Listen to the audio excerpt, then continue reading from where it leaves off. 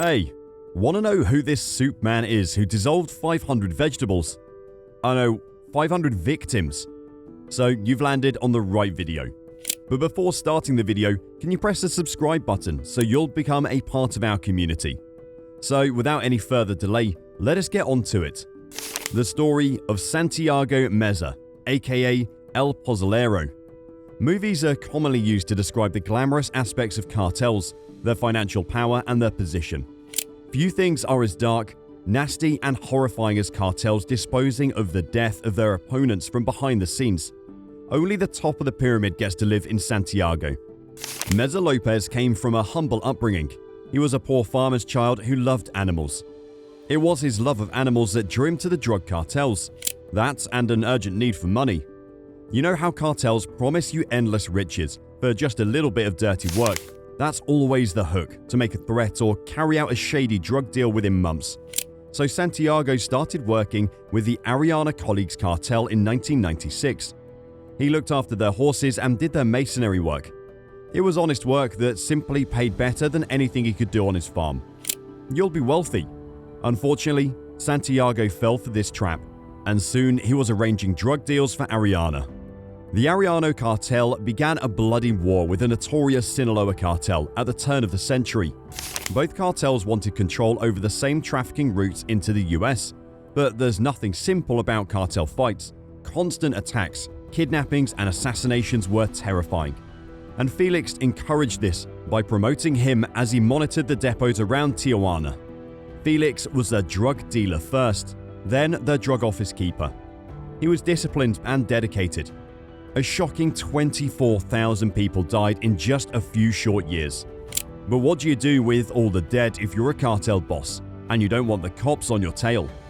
In a particularly unsettling turn of events, the thousands of victims gave Santiago a job. In the late 1990s, Ramon and Benjamin Ariano Felice invited Santiago to participate in a small experiment with them. They gave him a leg of beef to throw into a vat that contained caustic soda, also known as LThe, mixed with water and other chemicals. They told Santiago to keep an eye on the beef while they took care of other matters. A few hours later, Santiago would experience chaos. Despite being disgusting, it was nothing compared to what was soon to occur.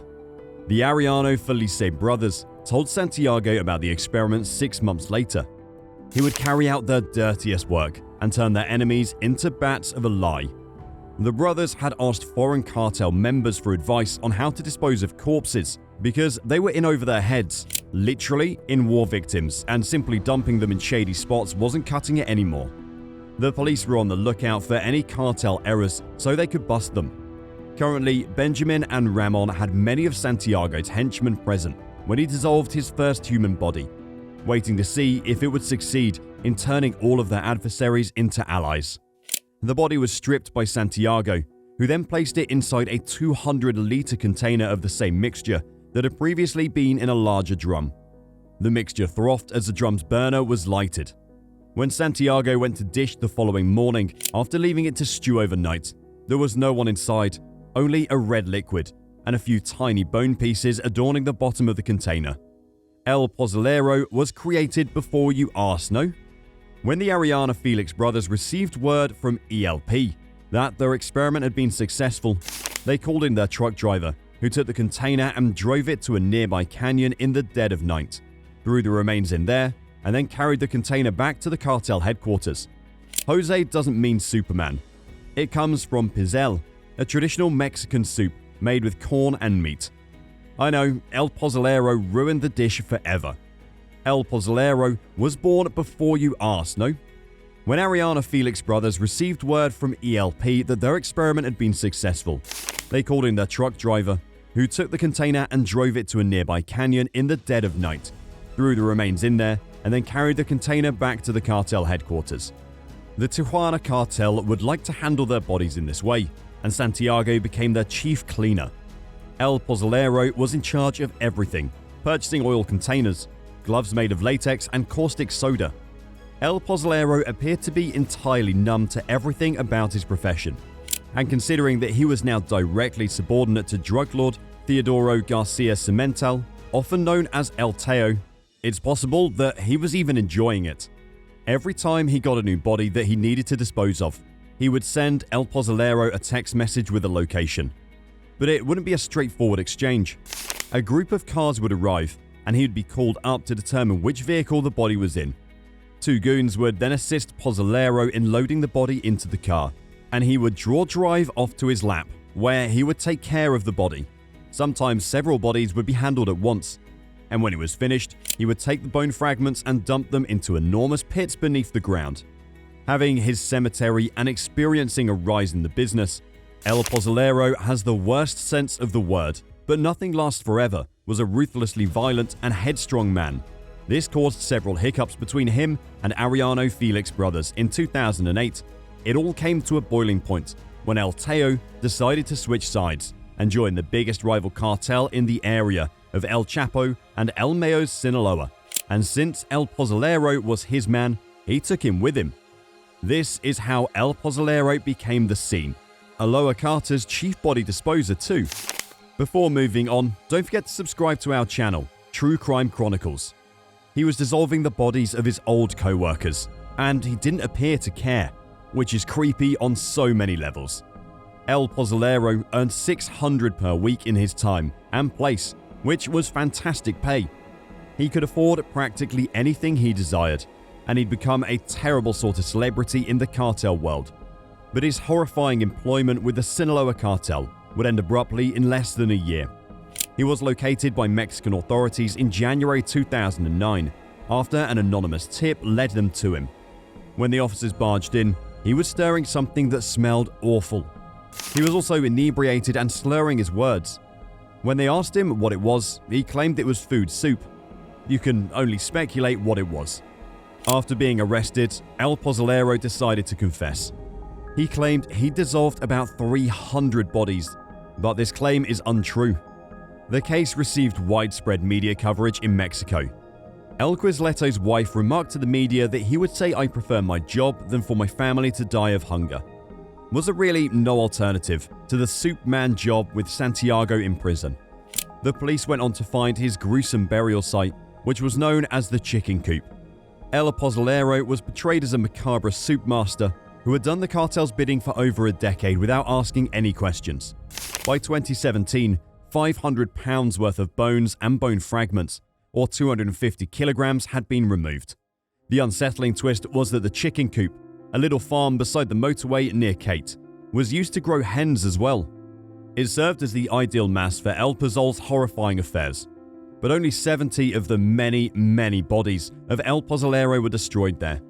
The containers holding the 16,500,000 gallons of human waste that had been removed from Tijuana's vacant lots and wooded areas had been dumped there.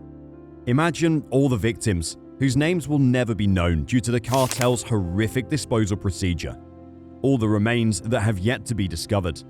What's worse, El Pozalero instructed others on how to disintegrate corpses, and during his final years at work, he even installed a drainage system to make the process cleaner and simpler for his followers. He discussed this with the investigators, saying that it was the devil who moved the heavy corpses because it was difficult to move them. Once everything was cleaned up, we stored the barrel. He talked about it as if it were just another job, complaining about all the physical labor. When the officers asked him if he felt bad about what he did, he responded that, of course. He told the cartel he didn't want to do the job any longer, but you can't say no to cartel bosses. We also cleaned the drain with hot water because the leftovers were stuck to the pipes. El Pozalero also maintained that he never killed any of his victims and that he never dismembered the bodies of children. In 2012, he was found guilty and given a 10-year prison term. In his final statement, El Pozalero asked God for forgiveness and apologized to the families of all of his victims. However, because El Pozalero withheld the locations of all the other remains, the families of the victims were not satisfied with his apology. During his trial, El Pozalero claimed that he was not a dealer, killer, or monster. Rather, he was simply a man doing his job for a cartel that wouldn't accept no for an answer. Many of these families were outraged when El Pozalero was released from prison in April 2022 because they believed that even though he did not kill his victims, the fact that he brutally murdered 1,000 bodies meant that his sentence should have been much harsher than 10 years. However, if we take into account the fact that El Pozalero worked for the cartel, this argument becomes less compelling, because it is clear that El Pozalero was not acting in self-defense. If he alerted the police about the graves, he would most likely perish.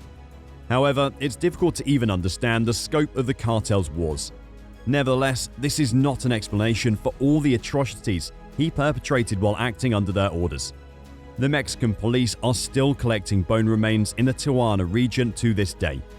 Who knows how many people are still engaging in what El Pozalero did in 2009, and who the victims and help were. Was El Pozalero a wicked criminal sensitive to pain and suffering?